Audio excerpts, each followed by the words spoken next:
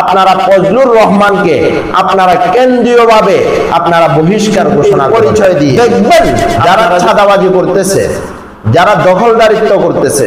যারা গুম খুন অত্যাচার করতেছে, তাদেরকে আপনারা আপনাদের অফিসিয়াল পেজ থেকে অফিসিয়াল ভাবে আপনারা তাদেরকে রাজনৈতিক দল হিসাবে বিএনপি সবচেয়ে বড় দল, বিএনপির জনসমর্থন সবচেয়ে বেশি, কিন্তু এই মুহূর্তে বিএনপির আস্তে আস্তে জনসমর্থন কমতেছে, বিএনপির সাপোর্ট আস্তে আস্তে কমতেছে। এগুলা কেন? বিএনপির কিছু দূরদর্শিতার অভাবের কারণে। এই জন্য বর্তমানে বিএনপিকে আহ্বান করব, আপনারা যদি আপনাদের অবস্থান টিকে থাকতে চান, আপনারা যদি আপনাদের জনপ্রিয়তা ধরে রাখতে চান, সর্বপ্রথম আপনাদেরকে যে কাজটা করতে হবে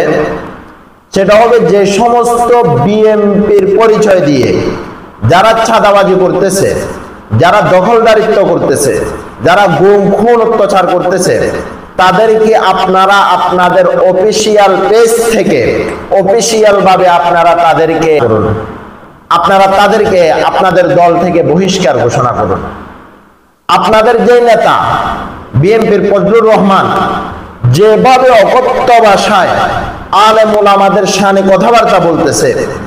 যার মুখের লাগাম নাই, যেভাবে কার সাথে কিভাবে কথাবার্তা বলতে হবে যে এটা পর্যন্ত এখন পর্যন্ত জানে না, সেই 92% মুসলমানের দেশে বাংলাদেশে, যে দেশের মানুষ আলেম প্রিয়, যে দেশের মানুষ মাদ্রাসা প্রিয়, মুক্তব প্রিয়, মসজিদ প্রিয়, এমন একটা দেশের মধ্যে বসে বিএনপির মতো দলের লোক পরিচয় দিয়ে ফজলুর রহমান আলেম ওলামার বিরুদ্ধে কথা বলতেছে। এই জন্য বিএনপিকে বলবো,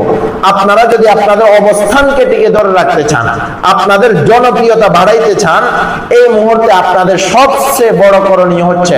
আপনারা ফজলুর রহমানকে আপনারা কেন্দ্রীয়ভাবে আপনারা বহিষ্কার ঘোষণা করুন। দেখবেন আপনারা যদি বহিষ্কার ঘোষণা করুন তাহলে আপনাদের দলের জনপ্রিয়তা আরো অধিক